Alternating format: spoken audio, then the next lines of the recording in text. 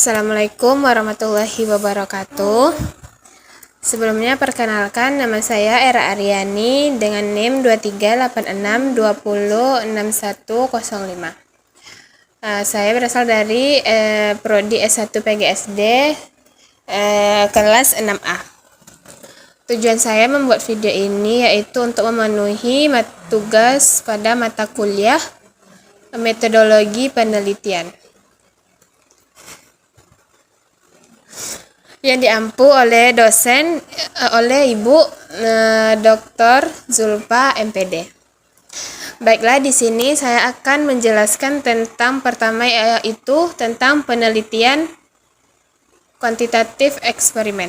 Di sini saya mengambil jurnal yang berjudul Pengaruh Penggunaan Metode Eksperimen Terhadap Hasil Belajar Ilmu Pengetahuan IPA. Di sini ditulis oleh Desti Ulfatia Rindah Permatasari dan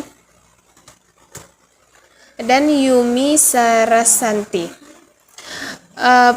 Penelitian kuantitatif adalah penelitian yang bertujuan untuk mengetahui hubungan atau pengaruh suatu variabel terhadap variabel lainnya dengan menggunakan data berupa angka yang dianalisis secara statistik. Pada jurnal yang saya ambil ini yang berjudul Pengaruh Penggunaan Metodologi Eksperimen Terhadap Hasil Belajar Ilmu Pengetahuan Alam ini, penelitian ini ingin mengetahui apakah metode eksperimen dapat meningkatkan hasil belajar IPA siswa kelas 4 SD Negeri 27 Kenual.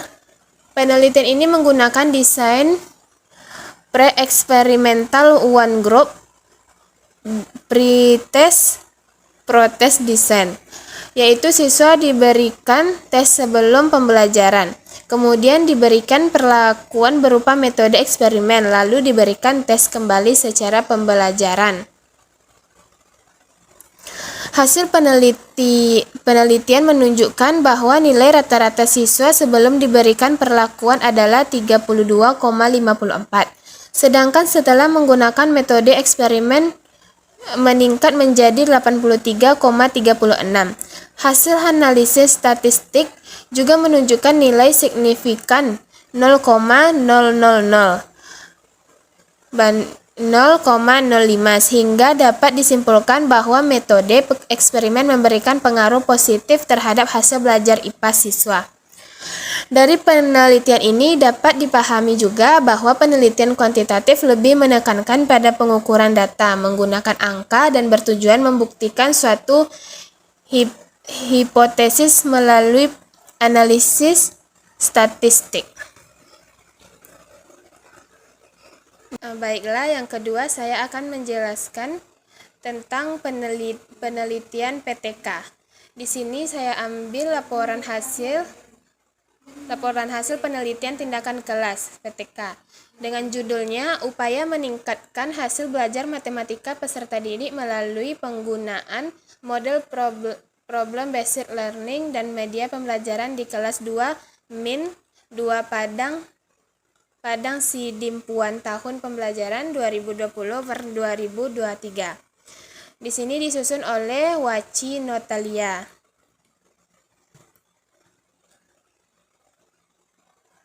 Penelitian ini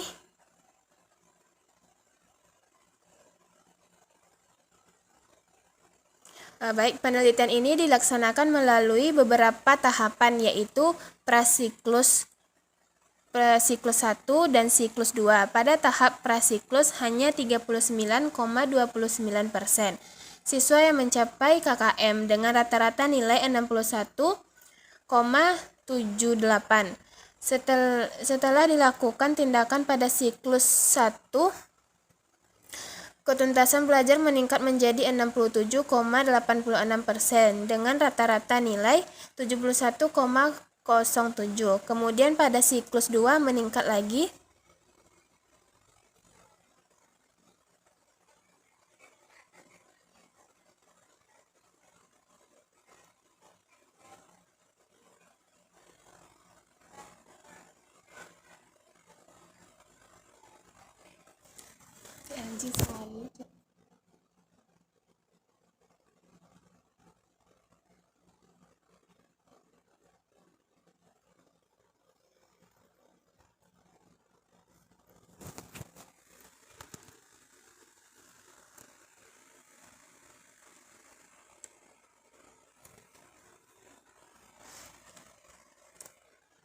Baik, yang kedua saya akan menjelaskan tentang penelitian tindakan kelas atau PTK. Di sini saya mengambil laporan hasil PTK yang berjudul Upaya meningkatkan hasil belajar matematika peserta didik melalui penggunaan model problem based learning dan media pembelajaran di kelas 2-2 Padang Sidimpuan tahun pembelajaran 2022 hingga 2023. Laporan ini disusun oleh Waci Notalia. Penelitian PTK ini merupakan penelitian yang dilakukan oleh guru di kelasnya sehingga dengan tujuan memperbaiki dan meningkatkan kualitas proses pembelajaran. Berbeda dengan penelitian kuantitatif yang berfokus pada pengujian pengaruh, PTK lebih berfokus pada penyelesaian masalah yang terjadi di kelas melalui tindakan yang dilakukan secara berulang dalam beberapa siklus. Pada penelitian yang berjudul Upaya meningkatkan hasil belajar matematika peserta didik melalui penggunaan model problem based learning dan media pembelajaran di kelas 2-2 Padang Sidimpuan.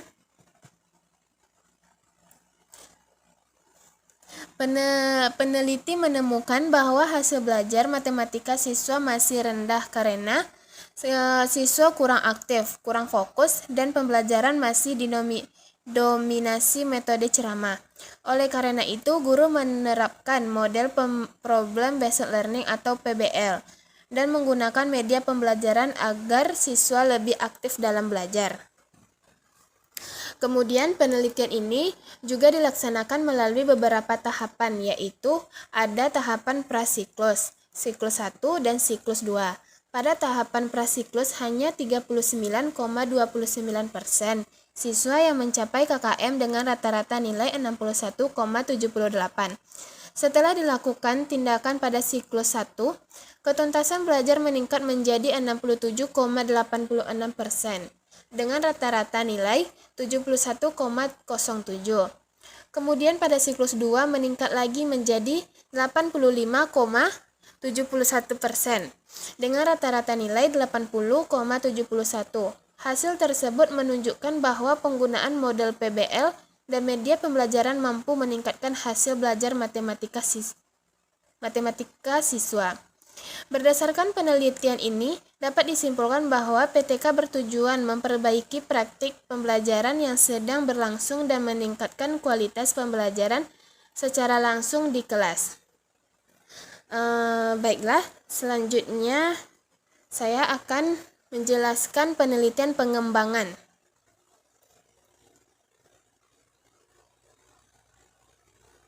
Di sini saya mengambil jurnal yang berjudul Pengembangan Media Pembelajaran Wayang Kartun pada materi cerita fabel kelas 2 SDN 1 Grogol Kabupaten Cirebon yang disusun oleh Nur Azizah Banatusifa, kemudian Fikriyah dan Prabawati Nurhabibah. Pada penelitian ini, penelitian dan pengembangan atau research and development adalah penelitian yang bertujuan untuk menghasilkan suatu produk pendidikan yang baru atau menyempurnakan produk yang sudah ada. Kemudian menguji kelayakan produk tersebut sebelum digunakan dalam pembelajaran.